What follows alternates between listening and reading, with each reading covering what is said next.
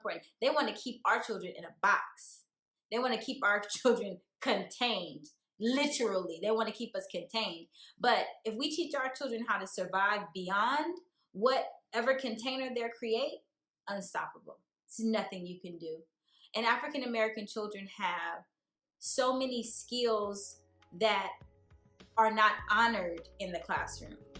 My name is Haneefah Mahasin Shuaibe-Peters. I am from the Bay Area, born and raised in Oakland, California.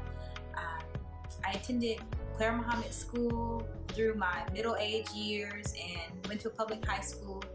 Continued on this journey of education and been there ever since. So I have a bachelor's in economics, a master's in education with emphasis in early childhood, and I'm currently a doctorate student pursuing a doctorate in educational leadership here in the Bay Area. So education is a part of who I am. It's all I know. It's my love. It's my heart. And I've worked in many different realms of education. I've served as a preschool teacher for many years. My passion is in adult education, so I work as a professor for various colleges in the Bay Area. And I serve young children and their families as the executive director over a large child care or child education center in the Bay Area. When I was young, I've always loved children. I was the babysitter. I was the one who always wanted to help out people in my community with their children. When I went off to college, I thought that business was the way to go. Obviously, because the business is always the thing that's like, oh, that's where you're going to make money if you're running a business. So I went in to get my bachelor's degree thinking that business was what I was going to do.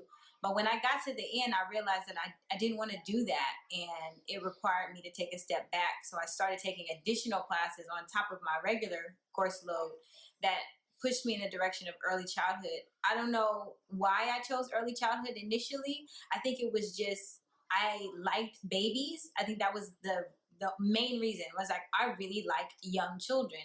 So when I initially pursued my master's degree, I knew I wanted to look at African American males. I think that's always been a hot topic, and I actually was pregnant towards the end of my master's program, and I didn't know what I was having at the time.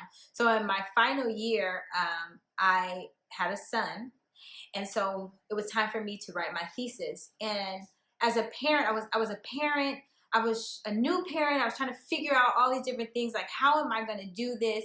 So my thesis topic very specifically was, how does racism affect my parenting practices with an African American male? That was my thesis question. So that's what I looked at in my thesis. I looked at, what is it that you do? Why do you do it? What do you think that's important for your son in particular? And how does this affect other African Americans? How do they make the same decisions? Do they make the same decisions? Should they make the same decisions?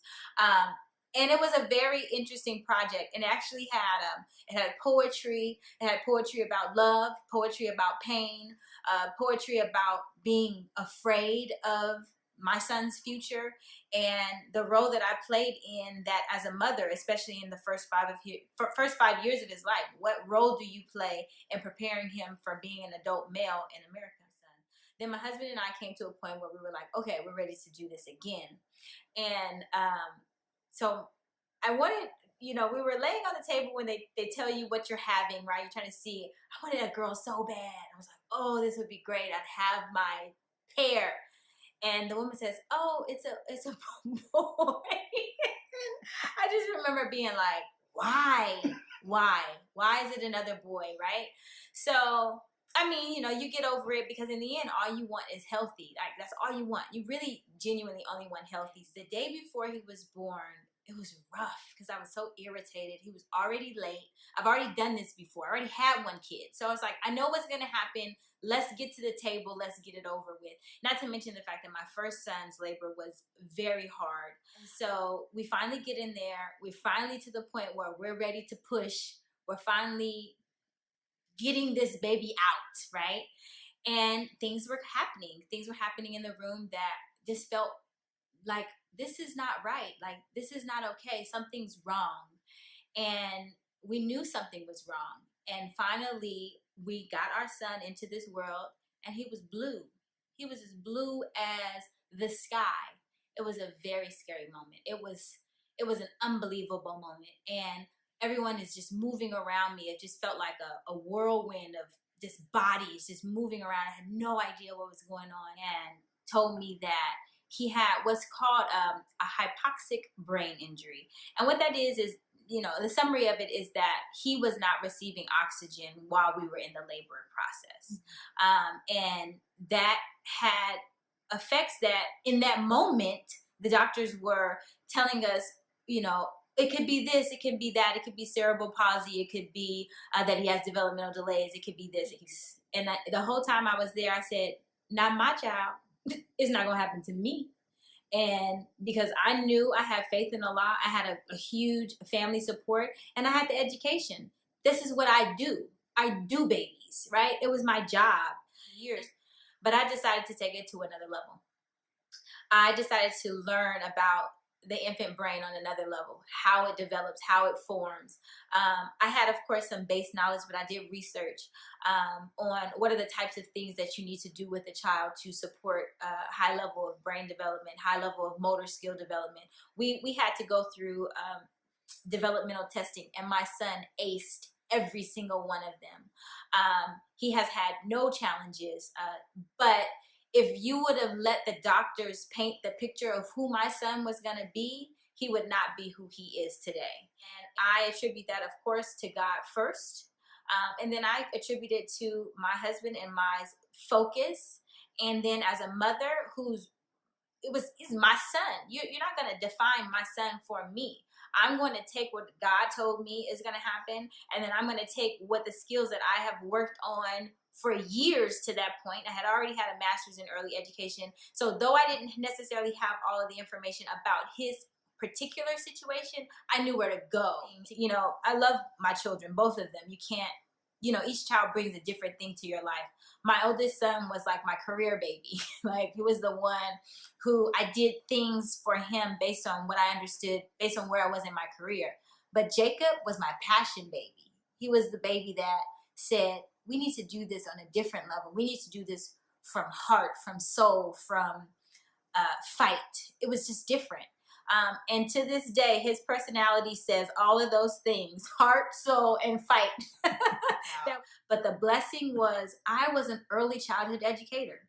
I am an early childhood educator.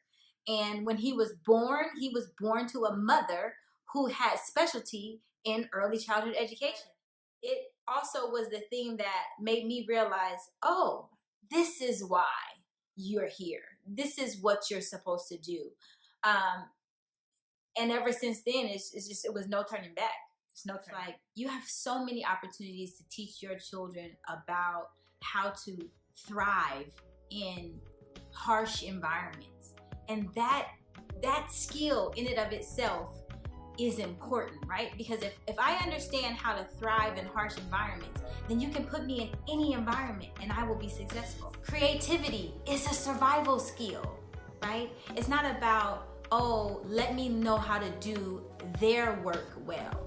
No, you need to know how to do their work well and how to take it to another level, or how to see beyond what's in front of you. I think that that's probably one of the biggest skills that a parent needs to recognize. Like, how do you teach your child to see beyond what's in front of them? The public school classroom honors certain skills that our children can do well, but they don't honor the skills that our children excel in.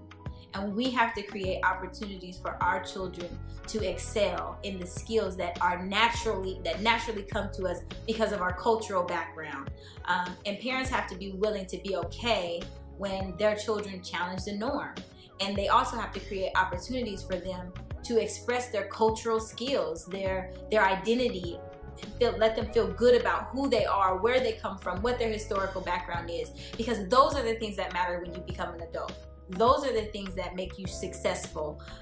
Those are the things that bring you wealth. And I'm not just speaking financial wealth. I'm talking about life wealth, like success, family, just living your best life, as we would say. And having that strong sense of identity, having that strong sense of confidence that you have a support system, that the world values who you are, that's what's going to make African American children more successful. Having a space that supports that for them.